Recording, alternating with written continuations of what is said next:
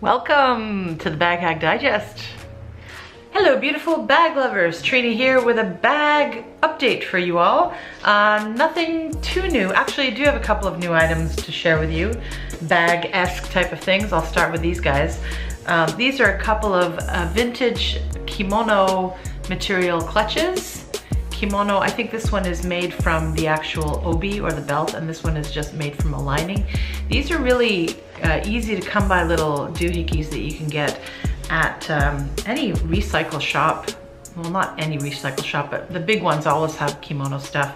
And these, they sell a lot of materials, the obi, the belts, or the actual kimono and various, or the jackets, the happy sort of things that can be sold.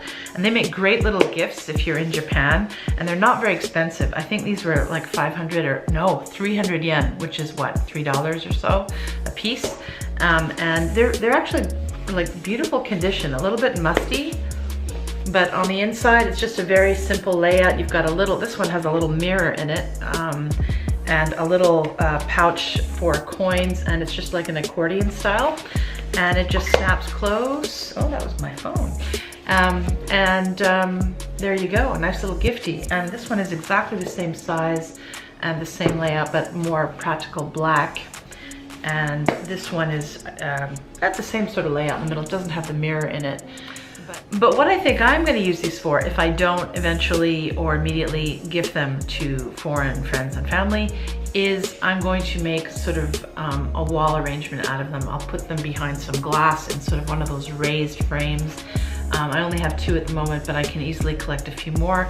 And because they're so affordable, it's a great sort of DIY project, if you will. And of course I love bags and I love Japanese materials, so yay.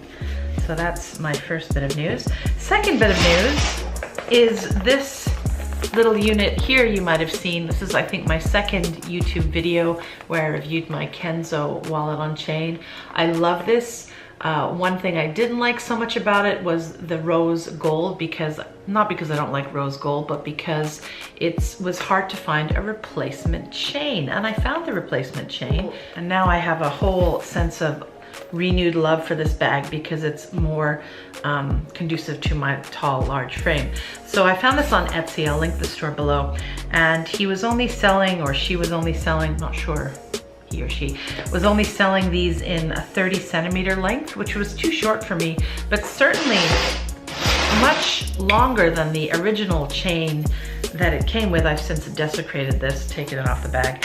And I asked the buyer before, after purchasing it, if they could possibly make it longer because I'm so tall. I gave my height dimensions, and she went ahead and made a 40 centimeter strap for this bag, which means it's actually quite long for me, almost too long. Actually, it's not too long, it's great.